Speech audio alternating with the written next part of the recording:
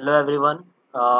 Welcome to the new lecture of Basics of Civil and Mechanical Engineering.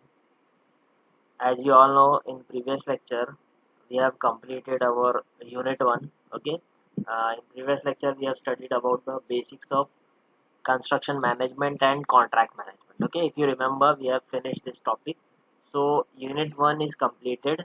Now we will move to the Unit 2. Okay. So that's a little bit blur, but I'll read it for you.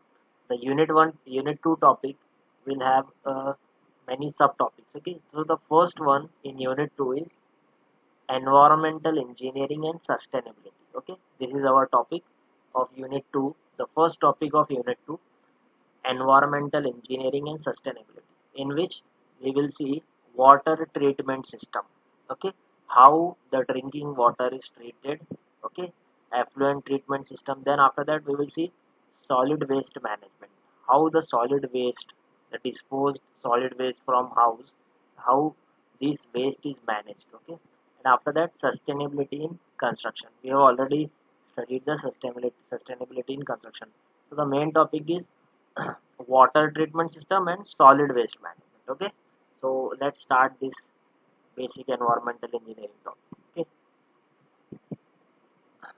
Okay, so unit 2, first topic, environmental engineering and sustainability. Okay, so let's see what is environmental engineering basically is. See, first of all you have to understand what is environmental engineering. Environmental engineering basically deals with the purification of drinking water, then management and disposal of solid waste, and treatment of air. Okay, जो environmental engineering है basically वो इन field में deal करता है. सबसे पहले क्या है, जो आप पानी पीते हो, जो आप वाटर, जो ड्रिंकिंग वाटर स्पेशली जो आप पीते हो, वो ड्रिंकिंग वाटर डायरेक्टली आपको नहीं मिल जाएगा, है ना, कि आपके घर से जो कनेक्शन है वो सीधा एक रिवर से जोड़ देंगे. ऐसा नहीं होता है. रिवर का डायरेक्ट आप पानी थोड़ी ना पी रहे हो. रिवर के बाद वो पानी जाता है एक ट्रीटमेंट प्लांट. ट्रीटमेंट प्लांट में पूरी प्रोसेस होती है, पानी को प्यूरिफाई करके आपके घरों तक पहुंचाया जाता है.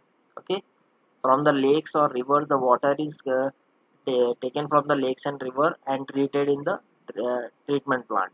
After that, from the treatment plant the water is sent to your houses. Okay, for drinking purpose. तो एनवायरनमेंट में सबसे पहला एनवायरनमेंट में हम पढ़ेंगे प्यूरिफिकेशन ऑफ वाटर. वाटर को किस तरीके से प्यूरिफाई किया जाता है. उसके बाद दूसरी चीज़ है सॉलिड वेस्ट मैनेजमेंट, यानी कि जो आपके घरों में जो वेस्ट है, जो जनरेट हो रहा है सॉलिड वेस्ट, उसको किस तरीके से डिस्पोज करना है. उसके बाद एयर से रिलेटेड इन्वायरमेंट में है, लेकिन हमको ये नहीं पढ़ना है. हमारे इसमें जो टॉपिक में जो दो चीज़ दी गई है सिलेबस में, हमारे पास दो ही है, वाटर प्यूरिफिकेशन और सॉलिड वेस्ट मैनेजमेंट. हमको ये दो चीज़ें पढ़ना है. तो सबसे पहले अगर आप प्यूरिफिकेशन ऑफ वाटर के बारे में पढ़ रहे हो तो आपको पता होना चाहिए कि वाटर आता कहाँ से है, सोर्स क्या है उसके. तो सबसे पहले देखेंगे हम सोर्स ऑफ वाटर. आपको पता है सोर्स ऑफ वाटर हमको कहाँ से, रेन है सबसे बेसिक सोर्स. रेन जब पानी जब आता है तो सरफेस में कन्वर्ट होता है और ग्राउंड सोर्स होता है. सरफेस सोर्स होते हैं lake, reservoir, river, stream, irrigation canal. आपको पता ही है, this is called as surface source. उसके बाद सब सरफेस सोर्स या ग्राउंड सोर्स बोला जाता है स्प्रिंग्स को, वेल्स को, इनफिल्ट्रेशन वेल्स को बोला जाता है सब सरफेस सोर्स. ठीक है, तो जो सरफेस याद रखेंगे, लेक्स, रिवर्स वगैरह, ये सब सरफेस सोर्स. देखिए, सरफेस सोर्स में लेक होता है, स्ट्रीम, लेक, पॉन्ड्स, इम्पाउंडेड रिजर्वायर. फिर उसके बाद सब सरफेस होता है, वेल होता है, स्प्रिंग होता है, ट्यूब वेल होता है. ये सब आपने पढ़ चुके हो ऑलरेडी, पहले भी पढ़े होंगे आपने. ठीक है, सोर्स जो है फ्रेश वाटर का सोर्स देखिए यहाँ पे, साइकिल देखिए कैसा काम करता है. ग्लेशियर, ये देखिए यहाँ पे ग्लेशियर है. ठीक है ना, क्लाउड्स है, पानी जब रेन वाटर जो आएगा नीचे आएगा, फिर फ्लो होगा, फिर वो रेन वाटर रिवर्स में जाएगा, लेक्स में जाएगा, पॉन्ड्स में जाएगा. ठीक है, इस तरीके से पानी जो है सरफेस वाटर का सोर्स है ये फ्रेश वाटर का.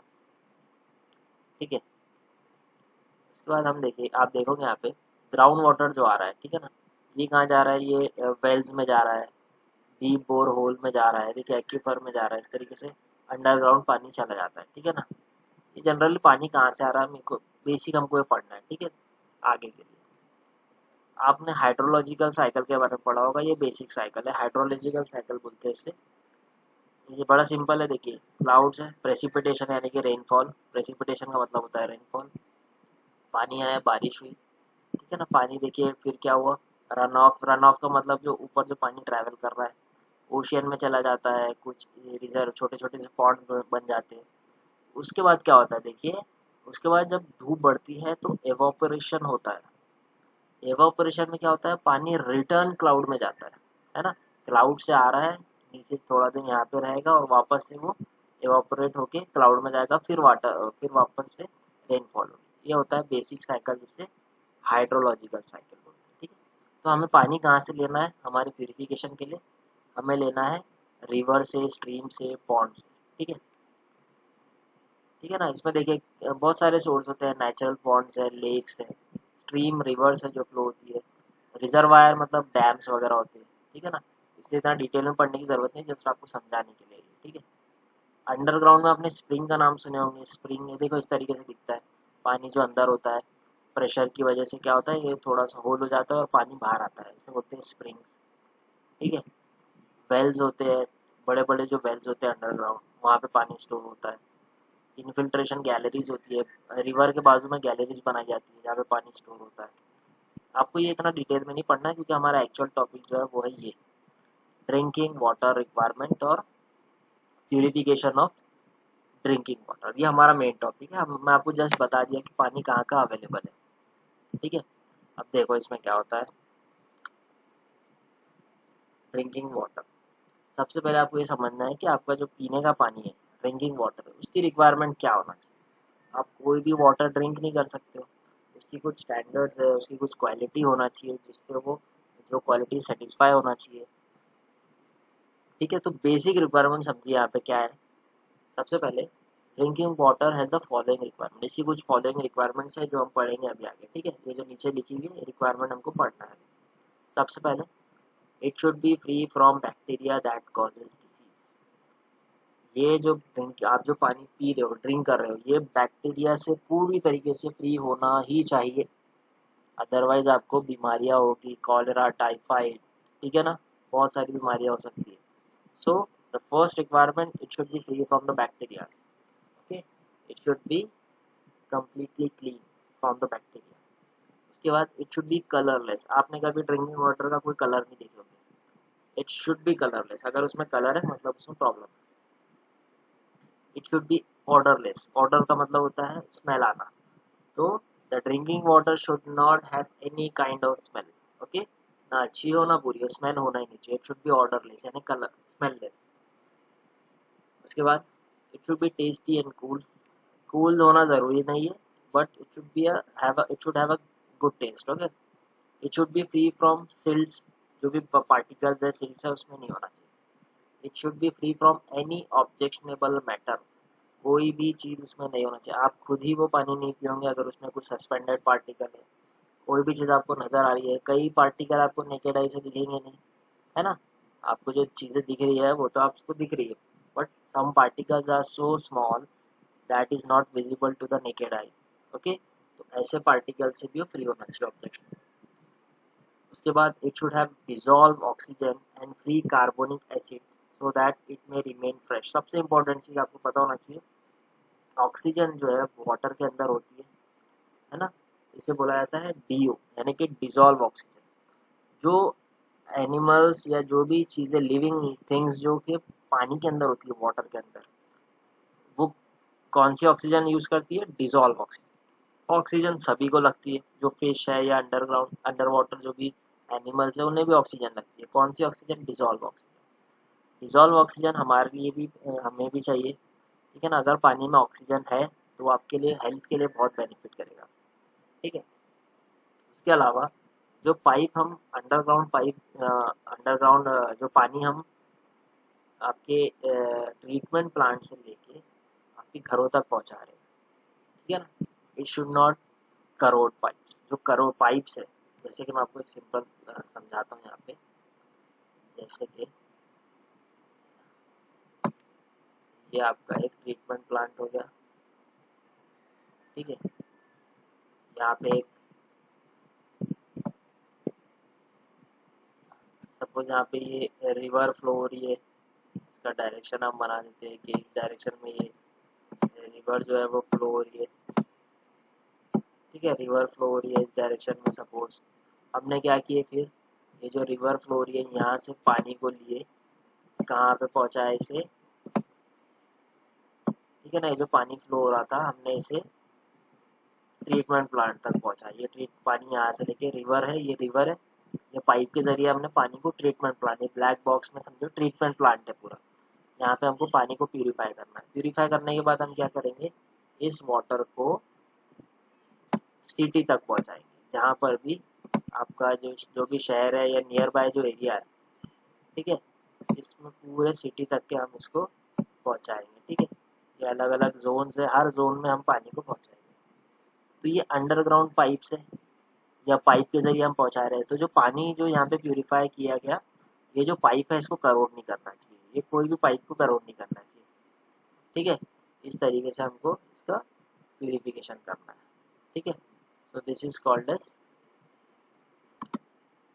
ठीक है, तो इस तरीके से वो करोड नहीं करना चाहिए। ठीक है, the water supplied to the community should be strictly according to the standard let down from time to time. जो पानी हम कम्युनिटी में प्रोवाइड कर रहे हैं वो जो स्टैंडर्ड्स है पानी के, ड्रिंकिंग वाटर के जो स्टैंडर्ड्स है उसे सेटिस्फाई करना चाहिए। जैसे कि उसका एक लिमिट है, जैसे कि उसमें हार्डनेस का 100 to 200 होना चाहिए, कलर जो है वो 5 to 10 ppm होना चाहिए, कुछ स्टैंडर्ड्स है उसके। ठीक है, आपको उतना डिटेल में पढ़ने की ज़रूरत नहीं है, बट उसे हमें सारी जो चीज़ें उसे हमें लिमिट में रखना है। ठीक है, नेक्स्ट चीज़ वाटर की डिमांड। ठीक है ना, अब जो डिमांड कैसी होती है पानी की, सबसे पहले डोमेस्टिक वाटर डिमांड होती है, हमें जो घरों में पानी पीने के लिए लगता है, that is called as domestic water demand, है ना।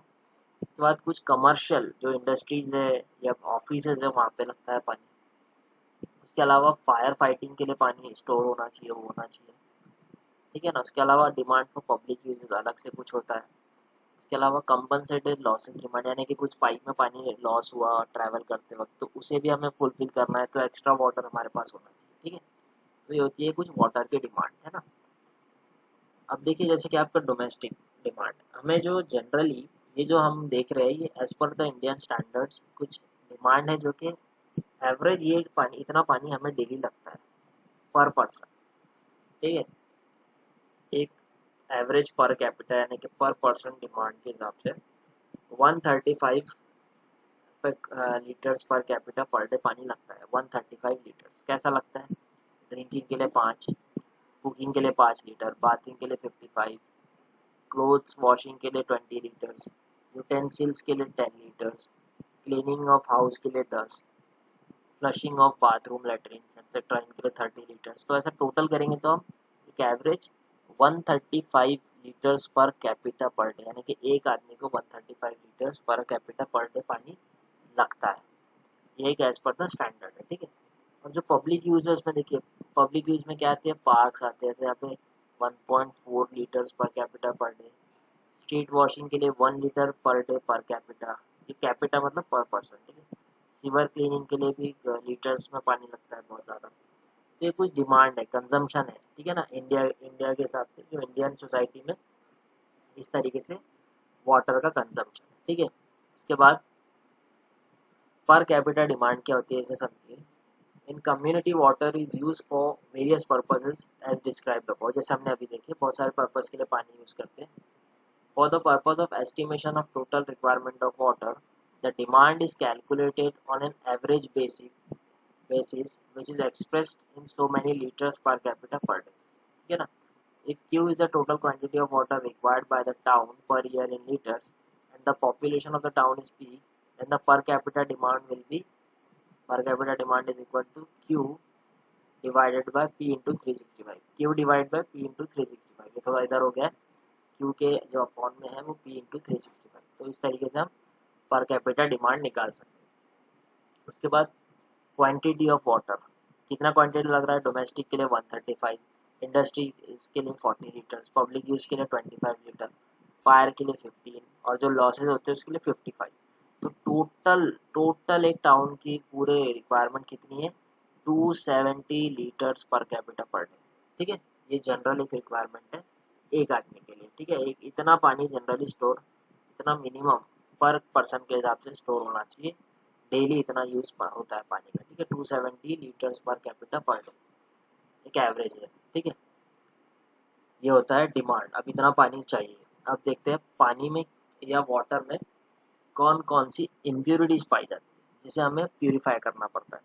सबसे पहले डिजॉल्व इम्प्योरिटी, इसमें दो होती है, इनऑर्गेनिक और ऑर्गेनिक। इनऑर्गेनिक में कैल्शियम, मैग्नीशियम, क्लोराइड, नाइट्रेट्स वगैरह होते हैं। ऑर्गेनिक में क्या आएगा, humic, fulvic acid, pesticide, detergents, ये सब चीज़ें जो है वो ऑर्गेनिक में आती है। डिजॉल्व जो पानी के अंदर ऑलरेडी डिजॉल्व होती है। उसके बाद सस्पेंडेड, जो कि जनरली सस्पेंशन होती है, यानी कि जो सस्पेंडेड होती है पानी के अंदर, जो दिखती भी है। कोलोइडल है, जो कि बिल्कुल बहुत ही बारीक होता है, जो कि क्ले पार्टिकल होते हैं। इनऑर्गेनिक यानी कि सैंड के पार्टिकल होते हैं। ऑर्गेनिक में क्या होता है, डोमेस्टिक वेस्ट, इंडस्ट्रियल वेस्ट, ये सब पानी में होता है, ठीक है। उसके बाद लिविंग मैटर्स होते हैं, माइक्रो ऑर्गेनिज्म यानी कि बैक्टीरिया, अल्जे, वायरसेस वगैरह होते हैं। माइक्रो ऑर्गेनिज्म जैसे कि फिश, स्ट्रिंग, वॉर्म्स, ला, ठीक है ना, एक्सेट्रा, ये सारी चीज़ें लिविंग मैटर्स भी पानी के अंदर होते हैं। इतनी सारी इम्प्योरिटीज़ है, हमें इन सबको रिमूव करना है ट्रीटमेंट प्लांट में। अब देखिए ये जो इम्प्योरिटीज़ है, इसे सबसे पहले हम समझेंगे कि रिमूव करना क्यों ज़रूरी है। जैसे कि suspended impurities, bacteria, algae, protozoa, silts, ये सब क्या करती है, ये सब आपको डिसीज़ देती है। बहुत बार जो बड़ी बड़ी डिसीज़ आपको इसकी वजह से होती है, जैसे कि टाइफाइड, कॉलेरा, ठीक है ना। इसमें क्या होता है, एक तो बैक्टीरिया की वजह से आपको डिसीज होगी, अल्जे प्रोटोजोआ की वजह से कलर टर्बिडिटी होगा, सिल्ट की वजह से मर्कीनेस और टर्बिडिटी हो जाती है पानी में। उसके अलावा जो डिजॉल्व इम्प्योरिटी जिसमें सॉल्ट्स है, बेसिकली कैल्शियम, मैग्नीशियम के बाइकार्बोनेट के, इसकी वजह से पानी जो है वो अल्कलाइन हो जाता है या हार्ड हो जाता है, करोड़ होता है, ठीक है। ये सारे कुछ इसके रीजन है। सोडियम जो है, कार्बोनेट, सल्फेट, क्लोराइड, बाइकार्बोनेट, ये सारी चीज़ें वाटर को सॉफ्ट बनाती है, ठीक है। तो हर चीज़ की एक लिमिट है इसमें, ठीक है। इसके बाद डिजॉल्व इम्प्योरिटीज, मेटल के जो कंपाउंड्स है सबसे जो खराब होते हैं डिजॉल्व इम्प्योरिटीज में, iron oxide, manganese, lead, arsenic, ये सारी चीज़ें जो है वो बड़ी बड़ी डिसीजेस पैदा करती है, ठीक है। देखिए टेस्ट खराब, करोजिवनेस, हार्डनेस, का कलर जो है ब्लैक हो जाता है, पॉइजनिंग होता है, टॉक्सिक इसमें एलिमेंट होते हैं। इसलिए सारी चीज़ों को रिमूव करना है। इसकी वजह से आपको डिस्कलरेशन ऑफ स्किन, आइज हो सकते हैं। ब्लू बेबी कंडीशन, यानी कि इसमें जो ब्लू बेबी कंडीशन का मतलब होता है येलोनेस आ जाती है टीथ में, ठीक है। पॉइजनिंग, कलर, एसिडिटी, ये सारी चीज़ें इम्प्योरिटीज की वजह से होती है, इसलिए इनका क्लीन होना बहुत ज़रूरी है, ठीक है। अब हम देखेंगे इसको क्लीन कैसे करेंगे। जो पानी है उसे ट्रीटमेंट प्लांट में डाला जाता है और उसे प्यूरिफाई किया जाता है, ठीक है ना। The water from the source may have some characteristics which is unsuitable for human consumption, industrial use, commercial use. The following are the some of the characteristics, जैसे कि जो भी पानी जो रिवर से आता है उसमें ऐसी ऐसी चीज़ें होती है जो कि अनसूटेबल है हमारे लिए, ठीक है। तो हमें इसीलिए इसे क्लीन करना ज़रूरी है। सबसे पहले देखिए उसमें क्या है, कौन कौन सी कैरेक्टरिस्टिक्स है। टर्बिडिटी यानी कि जो सस्पेंडेड एलिमेंट है, उसमें कलर होता है, एसिड्स होते हैं, सॉल्ट होते हैं, गैसेस होती है, इसलिए हमें इसे रिमूव करना ज़रूरी है। बैक्टीरियाज होते हैं, इट में कंटेन बैक्टीरिया विच में cause water borne disease like typhoid, ठीक है। इसे रिमूव करना है तो सबसे पहले हम आ जाएंगे अब यहाँ पे ट्रीटमेंट प्लांट। अब यहाँ पे आपको दिख रहा है, सबसे पहले देखो यहाँ पे लेक है ना। इसे समझिए, बड़ा इंपॉर्टेंट है। ये लेक है, ये इनटेक पाइप से हमने पानी को लेक के जरिए यहाँ से, देखिए इंटरवल प्राइमरी ट्रीटमेंट भी है इसका, ठीक है ना। स्क्रीनिंग की यहाँ पे एक देखिए, जो स्क्रीनिंग है इसका मतलब यहाँ पे एक बहुत बड़ी स्टील की जाली लगा दी है। तो इसमें क्या होगा, बड़े बड़े जो पत्थर है, बोल्डर्स है, वो यहाँ पे रुक जाएंगे और पानी आके पास होगा। तो आगे पानी आगे पास होने के बाद ये एक स्क्रीनिंग और होगी उसकी, और यहाँ पे जाके पंप में चला जाएगा, ठीक है। अब पानी चला गया पंप में, अब यहाँ से एक्चुअल स्टार्ट होगा। अब पंप के हिसाब से हम पानी को यहाँ पे भेजते जाएंगे। और सबसे पहले जब वाटर जाएगा तो यहाँ पे होगा प्री क्लोरीनेशन। प्री क्लोरीनेशन में हम यहाँ पे क्लोरीन को ऐड करेंगे पानी के अंदर। क्लोरीन जो है बहुत ही बेहतरीन जो है वो बोल सकते हो डिसइंफेक्टेंट है, जो कि पानी को प्योर करता है। तो प्री क्लोरीनेशन की, उसके बाद पानी यहाँ आगे गया और यहाँ पे केमिकल्स ऐड करेंगे हम, इसे हम केमिकल कोएगुलेशन बोलते हैं। केमिकल में हम बहुत सारी चीज़ें डाल सकते हैं, एलम डालते हैं, जैसे कि एलम बहुत बेहतरीन डिसइंफेक्टेंट है, एलम वगैरह डालेंगे। फिर केमिकल डालने के बाद यहाँ पे होगा कोएगुलेशन, जो आपने डिसइंफेक्टेंट ऐड किए वो मिक्स होगा पानी के साथ। मिक्स होने के बाद फिर क्या होगा, देखो फ्लॉक्यूलेंट होगा, यानी कि यहाँ पे पूरी तरीके से मिक्स होगा अच्छे से। आगे जाने के बाद पानी जाएगा और यहाँ पे आएगा सेडिमेंटेशन। सेडिमेंटेशन में क्या होगा, पानी को यहाँ पे थोड़ी देर के लिए जैसा का वैसा, घंटों समझ लीजिए, थोड़ी देर नहीं काफ़ी 8 आवर्स तक के यहाँ पे पानी को जस्ट रख देते हैं। पानी यहाँ पे एकदम स्टिल है तो क्या होगा, जो भारी पार्टिकल्स है, फ्लॉक्यूलेशन, यहाँ पे जब क्या हुआ, फ्लॉक फॉर्म होगा। फ्लॉक मतलब जो छोटी छोटी इम्प्योरिटीज है वो एक दूसरे को अटैच करेगी और बड़े बड़े पार्टिकल्स बन जाएंगे और वो पार्टिकल नीचे जाके सेटल हो जाएंगे, सेडिमेंट हो जाएगा उनका, यानी कि वो पार्टिकल नीचे जाके सेटल हो जाएंगे। और जो प्योर वाटर है वो थोड़ा सा ऊपर रहेगा। फिर ये प्योर वाटर जो है वो आगे जाएगा और यहाँ पे फिल्ट्रेशन प्रोसेस होगी। फिल्ट्रेशन प्रोसेस में क्या होगा, ये देखिए यहाँ पे एंथ्रासाइट होता है, सैंड होता है, ग्रेवल होता है। यहाँ पे पानी आएगा और यहाँ पे जैसे ही ग्रेवल दिख रहा है, सैंड दिख रहा है, यहाँ पे पानी ऑटोमेटिक नीचे चला जाएगा। और जो पार्टिकल्स है वाटर के अंदर, अगर कुछ पार्टिकल है तो सैंड और ग्रेवल उसको पकड़ लेंगे, उसे नीचे नहीं जाने देंगे पार्टिकल्स को। फिर ये अंडरग्राउंड पाइप्स है, यहाँ पे अंडरग्राउंड पाइप में पानी यहाँ से आने के बाद कलेक्ट होगा, अंडरग्राउंड पाइप्स के जरिए वो आगे जाएगा। अब यहाँ पे होगा पोस्ट क्लोरिनेशन। यहाँ पे हुआ प्री क्लोरिनेशन हो गया, उसके बाद एक और बार क्लोरिनेशन होगा, पोस्ट क्लोरिनेशन। फिर उसके बाद क्लियर वाटर जो है वो आगे जाएगा। फिर इसके बाद और कुछ फ्लोरिडेशन वगैरह अगर कुछ हमें ऐड करना है तो करेंगे। फिर पंप के जरिए पानी यहाँ पे पानी स्टोर हो जाएगा और पंप के जरिए पानी को एलिवेटेड रिजर्वायर में डालेंगे। एलिवेटेड रिजर्वायर में डालने के बाद जैसे जैसे रिक्वायरमेंट मिलेगी हम इस पानी को डिस्ट्रीब्यूशन सिस्टम यानी कि सिटी की तरफ सेंड करेंगे। तो ये होती है पूरी प्रोसेस पानी की प्यूरिफिकेशन। ठीक है, ठीक है, बहुत ही इंपॉर्टेंट प्रोसेस थी। फिर से रिमाइंड कर रहा हूँ, लेक है, यहाँ से पानी को हम लेंगे, लेने के बाद यहाँ पे आगे जाएगा, स्क्रीनिंग होगा, बड़ी सी जाली है जिसके अंदर बड़े बड़े बोल्डर पार्टिकल यहाँ पे रुक जाएंगे, फिर पानी आगे जाएगा। यहाँ पे एक स्टोरेज पंप, स्टोरेज टैंक है, फिर यहाँ से लिफ्ट पंप के जरिए पानी को आगे सेंड करेंगे। सबसे पहले उसमें प्री क्लोरिनेशन यानी कि क्लोरीन को ऐड करेंगे। क्लोरीन को ऐड करने के बाद उसमें केमिकल्स डालेंगे ताकि वो पार्टिकल्स को, जो इम्प्योरिटीज है, उसे रिमूव हो जाए। फिर केमिकल को यहाँ पे मिक्सिंग होगी फ्लॉक्यूलेशन में। उसके बाद फिर एक सेडिमेंटेशन बेसिन है, इसमें कुछ नहीं करना है, पानी को सिर्फ थोड़ी देर के लिए यहाँ पे रोक के रखना है। रोकने के बाद जो बड़े बड़े पार्टिकल्स है, फ्लॉक्यूलेशन के बाद केमिकल क्या करेगा, छोटी छोटी इम्प्योरिटीज को कंबाइन करेगा, एक फ्लॉक फॉर्म होगा और नीचे जाके वो सेटल हो जाएगा। फिर क्लीन वाटर ऊपर रहेगा, फिर वो आगे जाएगा, इससे बोलते हैं फिल्ट्रेशन। इसमें यहाँ पे बहुत सारे जो मटेरियल्स है, सैंड, ग्रेवल, ठीक है, एथ्रासाइट की पहली लेयर है, फिर सैंड है, फिर ग्रेवल है, फिर यहाँ पे पानी आने के बाद क्या होगा, नीचे नीचे वाटर के पार्टिकल ड्रॉप होते जाएंगे और नीचे यहाँ पे कलेक्ट होगा। जो कि इम्प्योरिटीज है वो सैंड और ग्रेवल इम्प्योरिटीज को रोक लेगी। उसके बाद ये पानी और आगे जाएगा, फिर यहाँ पे होगा पोस्ट क्लोरिनेशन। उसके बाद क्लियर वाटर में वो हम क्या करेंगे, इस टैंक में डालेंगे, फिर लिफ्ट पंप के जरिए ही स्टोरेज टैंक में डालेंगे। फिर जैसे जैसे डिमांड मिलती जाएगी हम पानी को आगे सिटी की तरफ सेंड करते जाएंगे।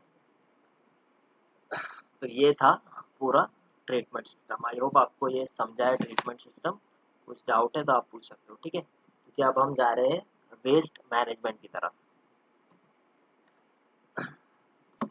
वेस्ट मैनेजमेंट पे हम क्या, बेसिकली यहाँ पे हम क्या करेंगे, आप सोचिए आपके घरों में से जो वेस्ट निकल रहा है, किचन वेस्ट, बाथरूम का वेस्ट, ठीक है ना, जितना भी वेस्ट निकल रहा है वो कहाँ जा रहा है, वो जा रहा है एक तरह का, आप बोल सकते हो कम्युनिटी मैनेजमेंट हो रहा है उसमें, जिसमें उसे एक जगह ले जाके उसे डिस्पोज किया जा रहा है। आप कभी सोचते नहीं होंगे कि ये वेस्ट कहाँ जा रहा है जो आप दे रहे हो, जो गाड़ी वाला आ रहा है सुबह कचरा लेने के लिए, वो कचरा कहाँ जा रहा है, तो वो डिस्पोज होने के लिए जा रहा है। ठीक है, इसे बेसिकली सैनिटरी इंजीनियरिंग बोला जाता है। ठीक है, इसे सॉलिड वेस्ट मैनेजमेंट या सैनिटरी इंजीनियरिंग बोला जाता है। इसमें क्या होता है देखिए, it is a branch of public health engineering which deals with the preservation and maintenance of health of individual and community by preventing communicable disease। Diseases वगैरह इसकी वजह से फैल सकती है, इसलिए ये एक तरह की पब्लिक हेल्थ इंजीनियरिंग है। It consists of scientific and methodological collection, conveyance and treatment and disposal of waste matter so that public health can be protected from offensive and injurious substance। जो कलेक्शन हम कर रहे हैं अगर वो आपके घरों में रहेगा या घर के पास रहेगा तो उसकी वजह से डिसीज फैलने का खतरा है, ठीक है ना। आप चांसेस है कि आपको बड़ी बड़ी डिसीजेज हो जाए, इसलिए इसे डिस्पोज करना बहुत ही ज़रूरी है, ठीक है। और इसका डिस्पोजल प्रॉपर होना बहुत ज़रूरी है। अब इसमें देखिए सोर्स कहाँ से, ये कहाँ से जनरेट होता है वेस्ट। तो सबसे पहले जो सॉलिड वेस्ट है ना, solid waste, vegetable waste kitchen से आता है, kitchen waste, household waste, ये सब आपको मिल जाता है, ठीक है। इसके अलावा बाथरूम का वेस्ट भी होता है ये पूरा। इसके अलावा e waste, discarded electronic device, computer या म्यूजिक सिस्टम, इसकी जो वेस्ट है इसे बोला जाता है ई वेस्ट। इसके बाद liquid waste, water use for different industries, distilleries, thermal power plant से निकल रहा है। उसके अलावा गैस का वेस्ट भी होता है, plastic waste, plastic bag, bottles, ये सब निकलती है। मेटल भी निकलता है, न्यूक्लियर जो है इंडस्ट्री से निकलता है न्यूक्लियर वेस्ट, ठीक है ना। हम बेसिकली आज बात करेंगे सॉलिड वेस्ट की जो घरों से निकल रहा है, ठीक है। इंपॉर्टेंट टर्म्स यहाँ पे याद रखिए, रेफ्यूज, गार्बेज, सलेज। रेफ्यूज मतलब जो किचन वेस्ट है, गार्बेज जो कि आपकी किचन से बेसिकली निकल रहा है, सलेज बाथरूम से निकल रहा है, सीवेज बाथरूम, सब सॉइल वाटर जो कि अंडरग्राउंड वाटर है, स्टॉर्म वाटर बारिश के बाद का पानी है, सैनिटरी सीवेज जो आपके बेसिन वगैरह से आ रहा है, डोमेस्टिक सीवेज, इंडस्ट्रियल सीवेज या सीवर, ठीक है। सॉलिड वेस्ट ये हमने अभी देख लिया सोर्सेज का, रिपीट हुआ बस। अब देखिए यहाँ पे disposal, for the disposal of waste product of a town two works are required. सबसे पहले किसी भी चीज़ को डिस्पोज करना है तो दो चीज़ें हैं, उसका कलेक्शन, उसके बाद उसका डिस्पोजल। सबसे पहले उसका कलेक्शन कैसा करेंगे ये देखेंगे हम। कलेक्शन करने के लिए दो मेथड है, conservancy system, water carry system. Conservancy system अभी गांव में यूज होता है, विलेजेस में, शहरों में यूज नहीं होता है क्योंकि बहुत ही अनहाइजेनिक सिस्टम था ये। सबसे अच्छा है वाटर कैरी सिस्टम। क्यों कंजर्वेंसी सिस्टम खराब है वो देख लेते हैं। This is an old system in which various types of waste such as night soil मतलब जो लैट्रिन वगैरह का वेस्ट है, garbage are collected separately in vessels or deposited in pools or pits and then removed periodically at least once in 24 hours, ठीक है। इसमें क्या करते थे, सॉलिड वेस्ट जो बाथरूम का भी वेस्ट है, सोचिए आपके बाथरूम का वेस्ट कलेक्ट होता था, पूरा पूरा बाथरूम का वेस्ट कलेक्ट हो रहा है, सारा गार्बेज सॉलिड कलेक्ट हो रहा है और उसको ले जाके डिस्पोज कर दे रहे हैं। On account of this method of handling independently the different types of refuse from place to the conservancy system has been derived. The system is also known as the dry system. The following are the methods of collection of various types of waste in the system. इसे dry system बोला जाता है। क्यों बोला जाता है, क्योंकि इसमें पानी का यूज नहीं। अब सोचिए आप बाथरूम में लैट्रिन का जो वेस्ट है, ठीक है, उसमें अगर हम पानी का यूज नहीं करेंगे तो कितना अनहाइजेनिक हो जाएगा, इसलिए इसे बोला जाता है ड्राई सिस्टम, जो कि काफी खराब माना जाता था। उसके बाद है वाटर कैरी सिस्टम, जो कि आजकल जो सबसे ज़्यादा यूज़ होता है। मैं बेसिकली आपको बता दूँ इसमें क्या होता है, पानी का यूज़ करके हम डिस्पोज करते हैं। जैसे कि आपका बेसिन है, लैट्रिन बाथरूम का जो वेस्ट है, इसे पानी के ज़रिए हम डिस्पोज किया जाता है ना, पानी के ज़रिए, पाइपलाइन जरिए, अंडरग्राउंड। आप सोचिए बाथरूम वेस्ट अगर कोई कलेक्ट करके ले जा रहा है कितना अनहाइजेनिक होगा। इसलिए वाटर कैरी सिस्टम जिसमें पानी के ज़रिए अंडरग्राउंड जो सीवर लाइन में पानी को वेस्ट को पहुँचाया जाता है घरों के, ये सबसे बेस्ट मेथड है डिस्पोजल का, इसलिए इसे बुलाया जाता है वाटर कैरी सिस्टम। अब देखिए यहाँ पे लिक्विड वेस्ट का डिस्पोजल कैसा होता है। जो लिक्विड वेस्ट जो आपने घर से अंडरग्राउंड जो निकला वो कहाँ जा रहा है, उसे देखो डाइल्यूट कर दिया जाता है। जो भी मेन सीवर में जाता है, मेन सीवर से उसे कोई रिवर या लेक में छोड़ दिया जाता है उस पानी को, उसे बोलते हैं डाइल्यूशन, ठीक है ना। इसमें ध्यान देना है कि बहुत ज़्यादा अमाउंट में डाइल्यूशन ना हो, क्योंकि रिवर जो है वो खुद ब खुद प्यूरीफाई होते रहती है, सेल्फ प्यूरिफिकेशन उसका होते रहता है।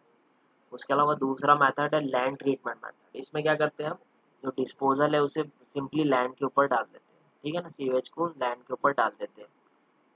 उसके बाद अब देखिए यहाँ पे हाउस टू, अब एक कलेक्शन का एक बच गया था, देखिए यहाँ पे मेथड ऑफ कलेक्शन। अब जो घरों का जो वेस्ट निकल रहा है, ये हमने लिक्विड वेस्ट देखे, by dilution, by land treatment. अब जो सॉलिड वेस्ट आपके घर से जो गार्बेज जो कचरा आप निकल रहा है, आपको याद होगा, जैसे कि अज्यूम करिए ये बिल्डिंग्स है, ये एले है, ठीक है ना, गली है, ये व्हीकल है, ठीक है ना, डस्टबिन है आपके घर के सामने रखी है, ठीक है। तो क्या होगा, ये व्हीकल आएगा, डस्टबिन जो है वो व्हीकल में डालेगा और कलेक्ट करके लेके जाएगा, इसे बोला जाता है कर्ब सर्विस। उसके अलावा एलए सर्विस में क्या होता है, गली के अंदर व्हीकल आता है, आपको जाके इसमें डिस्पोज करना होता है, ठीक है। उसके बाद देखो एक सेट आउट और सेट इन होता है। इसमें क्या होता है, एक आदमी आता है जो कि कचरे को उठाता है और इसमें डालता है, दूसरा आदमी वही बाल्टी जो कचरे की जो बकेट है वो आपको रिटर्न कर देता है। इसे सेट इन और सेट आउट मेथड होता है। उसके अलावा एक स्टोरेज बिन सिस्टम होता है। स्टोरेज बिन सिस्टम में आपको पता होगा आपके घर के पास कोई एक स्टोरेज होता है जहाँ पे आपको ले जाके कचरे को डालना पड़ता है। एक पॉइंट होता है घर के एरिया में, वहाँ से फिर वो कचरे को उठा के रिटर्न जो डिस्पोज करते हैं, ठीक है। अब सॉलिड वेस्ट का कैसा डिस्पोजल है देखिए यहाँ पे। सबसे पहले सॉलिड वेस्ट को अलग अलग तरीके से डिस्पोज कर सकते हैं। सबसे पहले एक लैंड फिलिंग मेथड है, जैसे कि लो लाइंग एरियाज है कहीं पर, ठीक है, कोई लो लाइंग एरियाज है, ठीक है ना, वहाँ पे क्या करेंगे, ये मटेरियल को फिल करते जाएंगे लो लाइंग एरिया में। उसके अलावा कंपोस्टिंग आपने सुने, जो कि एक एक्सकेवेट करना पड़ता है। एक्सकेवेट करने के बाद उसके ऊपर मटेरियल जो डिस्पोजल मटेरियल है डिस्पोजेबल, उसे हम डाल देते हैं अंदर और वो डिकम्पोज होते रहता है। उसके अलावा एक इंसिनरेशन आपने सुने होंगे, जो कि कचरे को जलाया जाता है 800 डिग्री सेल्सियस पे उसे जलाया जाता है, बर्न किया जाता है, ठीक है। तो ये होता है हमारा इंसिनरेशन। तो ये कुछ टेक्निक्स है, लैंड फिलिंग, कंपोस्टिंग और इंसिनरेशन, ठीक है। तो ये था सॉलिड वेस्ट मैनेजमेंट के बारे में। आई होप आपको ये क्लियर हो गया है। ज़्यादा डिटेल में पढ़ने की आपको ज़रूरत नहीं है, इसका एग्जाम है नहीं। आपको एक अंडरस्टैंडिंग होना चाहिए चीज़ों की, ठीक है, कि किस तरीके से इसका यूज़ करेंगे। जैसे कि इस कंपोस्टिंग में देखेंगे आप, इसमें डिग्रेडेबल जो ऑर्गेनिक मैटर है, इसे क्या करेंगे, हम ज़मीन के अंदर डालते हैं और ताकि वो एक फर्टिलाइज़र बन जाता है, उसका फिर बाद में खाद की तरह उसे यूज़ किया जाता है। तो ये बहुत सारे मेथड्स हैं इसके सॉलिड वेस्ट डिस्पोजल के, ठीक है। तो आई होप आपको ये क्लियर हुआ है। अगर कुछ डाउट है तो आप लोग पूछ सकते हो। Okay, thank you so much.